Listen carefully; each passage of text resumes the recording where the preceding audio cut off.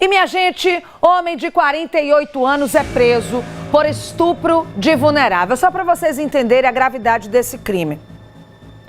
Ele começou em 2017, quando a vítima tinha apenas 8 anos de idade. Olha quantos anos depois este homem foi preso. E eu quero chamar muito a atenção porque temos noticiado aqui diariamente casos como esse. Casos de estupro de vulnerável. Eu vou ao vivo com o repórter Vinícius Mecenas, que primeiro vai trazer para a gente as informações desse crime.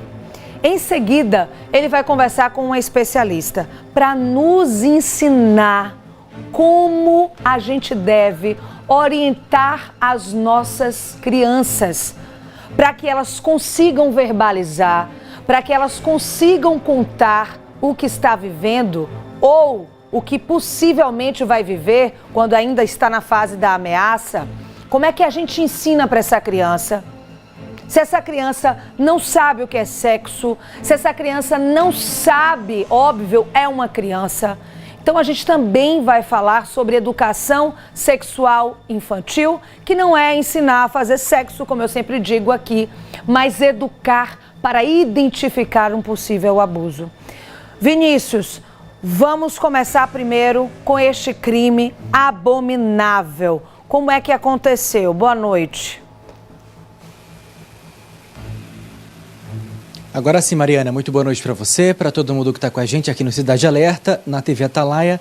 É lamentável, né, Mariana? Mais uma vez a gente está falando de crimes como esse, práticas criminosas como essa, de estupro de vulnerável. Bom, nesse caso específico, né, foi uma ação coordenada pela 7ª Delegacia Metropolitana aqui de Aracaju, que teria, portanto, cumprido um mandado de prisão contra um homem que tem 48 anos de idade. Ele é o principal suspeito por ter praticado esse crime, né, de estupro de vulnerável contra uma menina, uma jovem, que à época tinha 8 anos de idade. Isso porque a prática criminosa, o ato libidinoso e consumado, né, começou lá em 2017 e só hoje, né, esse ano, a polícia acabou, né, finalizando, portanto, esse caso. Inclusive, de acordo com informações da polícia, nos autos do processo, um dos depoimentos que chamou bastante atenção em relação a esse agressor, a esse estuprador, é de que ele acabava pedindo e coagindo a essa criança, né, tão inocente, para que ela não falasse nada a ninguém daquilo que estaria, portanto, acontecendo, enquanto ele acabava abusando dessa criança.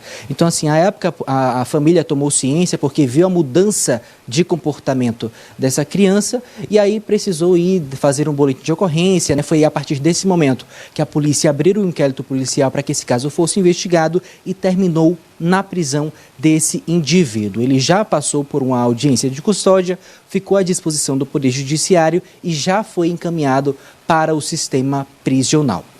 E é justamente sobre esse assunto, ainda nesse viés, né, Mariana, que eu sempre trago, né, informações nesse sentido, de abuso, de estupro de vulnerável, menores sendo abusados de certa forma. Então a gente está percebendo um número muito expressivo a acontecer. E é justamente sobre esse assunto, no intuito de levar informações para quem está aí do outro lado, que a gente vai falar desse assunto, que é a educação sexual, visando, né, trazer um trabalho preventivo que vem de dentro de casa para que esses casos não aconteçam. Então, estou aqui agora com a Jéssica Santana, médica generalista, especialista em educação sexual, para estar aprofundando um pouco mais esse assunto e já começo questionando você sobre essa questão da educação sexual que precisa, de uma vez por todas, ser desmistificada, né? Boa noite para você. Boa noite a todos. Então, primeiramente, a desmistificação ela precisa ser feita, porque a negativa dos pais e de outras instituições, tipo escola, igrejas, de levar esse assunto da educação sexual para as crianças e para os adolescentes é o não entendimento do que realmente do que é que a gente aborda nesse tema, né? Não é a gente incentivar a relação sexual com precocidade, não é a gente falar de um jeito vulgar do corpo, não é nada disso. Então, a gente precisa tirar essa ligação da educação sexual com o sexo em si. A gente está falando principalmente da sexualidade, do emocional da criança, do conhecer o corpo, do ter conceitos básicos como consentimento, o que é público, o que é privado, o que é o toque do sim, o toque do não, o que é o segredo do sim e o segredo do não. E a gente precisa ser literal, principalmente com as crianças, porque elas não conseguem entender o que elas vivenciam nesse ato de violência. Então, elas precisam ter conceitos ensinados para que ela, no momento ali de vulnerabilidade, ela reconheça aquela situação de perigo e ela possa buscar ajuda, que é principalmente ou a mãe ou o pai ou alguém da rede de apoio que os pais confiem, ou um professor, um tio, uma madrinha, alguém que participe do cuidado da criança e do adolescente e que os pais confiem, principalmente, né? E a gente começou até essa entrada ao vivo, viu, Jéssica, falando justamente sobre essa questão da educação sexual. Mas aí, conversando com ela, ela disse que deixou até esse nome de lado e prefere educação emocional, para não assustar, né, aqueles pais que ainda não aceitam esse tipo de prática, esse tipo de educação em si para com os filhos. Eu acho que é através das emoções que você consegue acessar os outros elos da área da psicologia. Né? Isso, exatamente. Porque a gente falar de emoções é mais fácil, a gente entrar nesse contexto, no sentido de tristeza, alegria, raiva, como controlar a ansiedade, as situações de birra, que é algo muito comum, né, e pontual nas crianças, principalmente. E assim, eu sempre digo que não há educação sexual sem conexão afetiva, sem essa conexão emocional. Então, se não há aquela relação de confiabilidade entre os pais e os filhos, eles em nenhum momento vão chegar e vão verbalizar para vocês, que é algo também que é um mito, né, disso de verbalizar. Muito dificilmente a criança vai chegar e vai dizer: olha, mamãe, eu fui abusada. Não vai, porque ela começa a dar sinais, o corpo dela fala. E o corpo dela fala não é com marcas físicas, né? Às vezes é com gesto, com comportamento. E às vezes não é nem um comportamento estranho. Por exemplo, uma criança que vai muito mal na escola e de repente ela vai muito bem. Você vai achar ruim? Não vai achar ruim, mas às vezes ela quer tirar o foco daquela violência. Ela começa a estudar e ela vira a melhor aluna do mundo. Mas é uma mudança de comportamento, é algo que a gente tem que ficar atento. Se mudou, a gente tem que ficar com o pé atrás. Muitas pessoas, inclusive, têm dúvidas em relação até à idade, a faixa etária dessa criança. Ah, mas ela é muito nova para saber sobre isso, é muito nova para saber sobre aquilo. Na verdade, não existe uma idade ideal. Desde cedo, essa criança já tem que ter esse discernimento e algumas dessas explicações. Claro, mediante o crescimento, a questão dos hormônios, que ela vai, né, tendo ao longo do seu crescimento. Então, tudo dentro do período adequado, né? Exato. A educação sexual ela tem que ser feita de forma a acompanhar o desenvolvimento neurológico e o desenvolvimento sexual da criança. Então, jamais eu vou chegar para uma criança de 2 anos de idade e explicar para ela o que é uma relação sexual, porque não faz sentido, não é ali do contexto da criança. O que é que a criança vai levar em consideração nesse sentido? O cuidado com o corpo, o respeito ao próprio corpo e o respeito ao corpo do outro, os limites, né, numa cultura machista que a gente fala aí, a questão do consentimento. Então, explicar o que é consentimento desde muito cedo vai impedir que lá na frente essa criança se torne um adolescente ou um adulto que mantenha ali um vínculo de uma relação abusiva, por exemplo, uma relação tóxica. Então, é uma sementinha que a gente planta hoje que a gente vai colher ao longo da vida. Mariana também está no estúdio, quer também dar uma palavrinha com a gente. Mariana, fica à vontade. Queria que ela, se puder, desse para a gente um exemplo prático. Porque a gente fica aqui, às vezes, no campo das ideias e na parte prática de como orientar essa criança, a gente fica um pouco na dúvida. Como falar? Até o vocabulário. Eu tenho visto, né, muitos vídeos nas redes sociais de professoras, de médicas, de psicólogas fazendo uma espécie de cor, né? Coloca a cor vermelha na parte do seio, na parte íntima, dizendo mais ou menos assim: aqui ninguém pode pegar, aqui só a mamãe pode pegar, algo assim nesse sentido. Isso é o ideal? Qual a idade para você introduzir esse conteúdo, esta fala? Como é que a gente verbaliza com uma criança? Até que idade essa criança entende? Eu queria um exemplo prático para quem está em casa de repente, já fazer com seu filho, já fazer com seu sobrinho também, porque meninos também são vítimas de violência. Com você.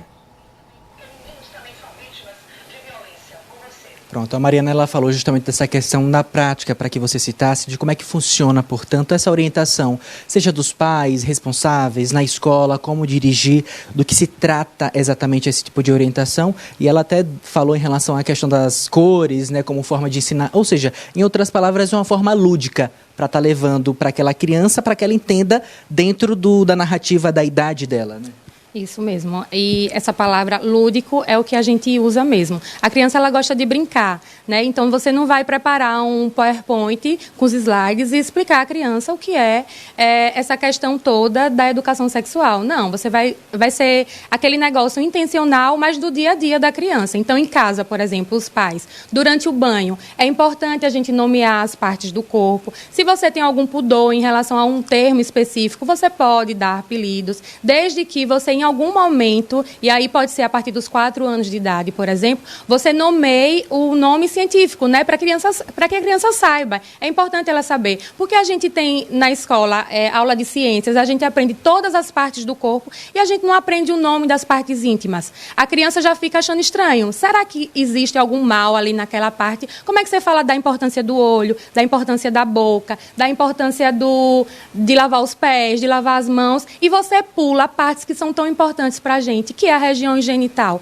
Então, na cabeça da criança, ali já começa algo estranho. Alguma coisa tem aqui, já que a minha mãe não fala. Então, nomear de forma natural, não é aquela educação sexual centrada no órgão genital, não. É aquela educação sexual centrada no corpo humano. A criança precisa entender que, do mesmo jeito que outras partes do corpo são importantes, a região íntima é uma parte do corpo importante também. E é aí que você vai dar esses cuidados. A dinâmica do semáforo, que é uma dinâmica super fácil de fazer, que dá para fazer tanto em escola, tanto em outras instituições, como em casa mesmo, brincando ali no momento de lazer, né? Uma interação entre primos, entre pais. Você pode imprimir numa folha comum, numa folha de ofício, um corpo humano. Não precisa ter o órgão genital em si. Você faz um desenho daqueles do corpo humano, só o contorno.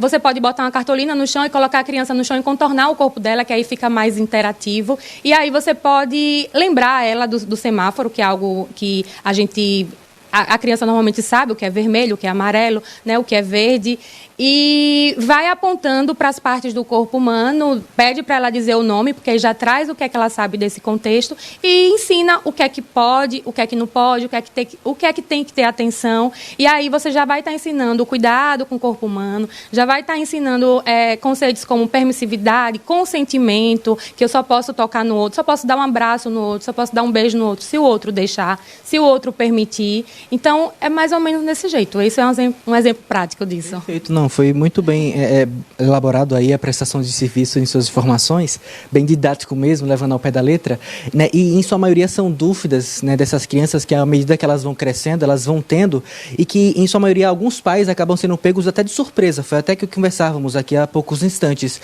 né, que a partir de uma simples pergunta, eles ficam nas espreitas ali, sem uma saída naquele momento, por exemplo, do que seria o sexo. Então, as crianças elas começam a ter esse entendimento do que se trata isso e querem saber. E aí, normalmente, isso é questionado para os pais.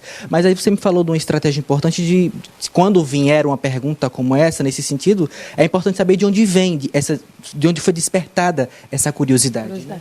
Isso, é importante. Então, assim, não precisa se assustar, nem precisa também reprimir, né? Porque a repressão, então, se uma criança faz uma pergunta e você reprime, você zomba, ou você faz uma piada, você acaba afastando e perde essa conexão. Então, a criança, ela vai lembrar desse momento que você não recebeu bem a pergunta dela e aquele diálogo ele se fecha. Então é importante, se você não se sentir confortável de responder na hora, se você não se sentir pronto, tá tudo bem.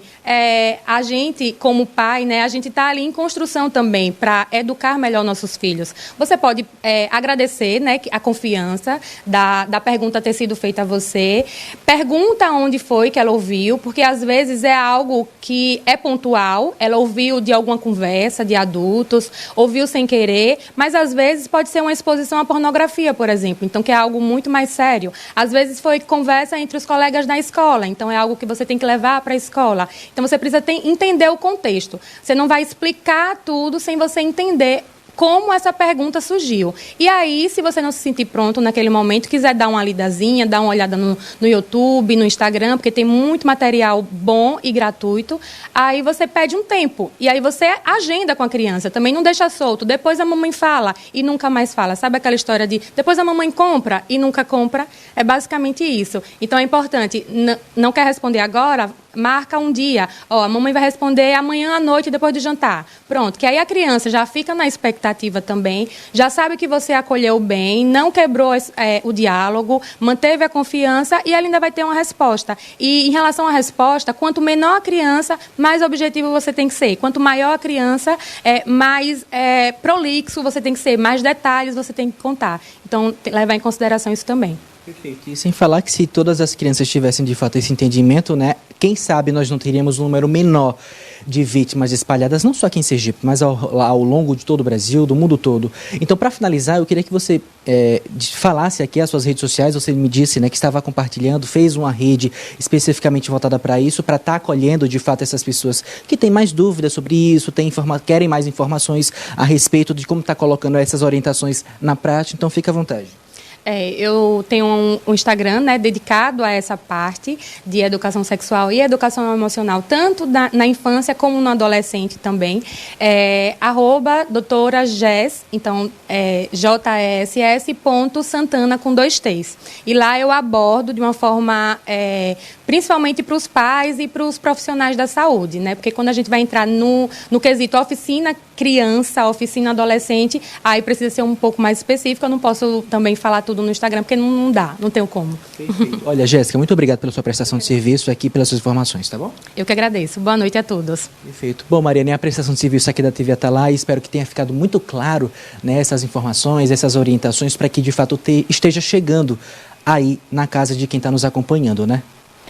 Exatamente, Vinícius. E se você é professor, educador, você é pai, você é mãe, quer outras informações sobre esse assunto, como orientar o seu menor, como orientar a sua criança, ela deu a rede social, vou repetir pausadamente, aí você pega a caneta e o papel, anota aí no seu celular, é doutora, DRA, né, traduzido, né, DRA, Jess, JESS.Santana com 2 T's. Esse é o Instagram. Faltou só o doutora, minha diretora, o DRA antes. DRAGES.Santana. Aí você pode tirar todas as suas dúvidas, caso você tenha ficado aí com alguma dúvida com a doutora Jess.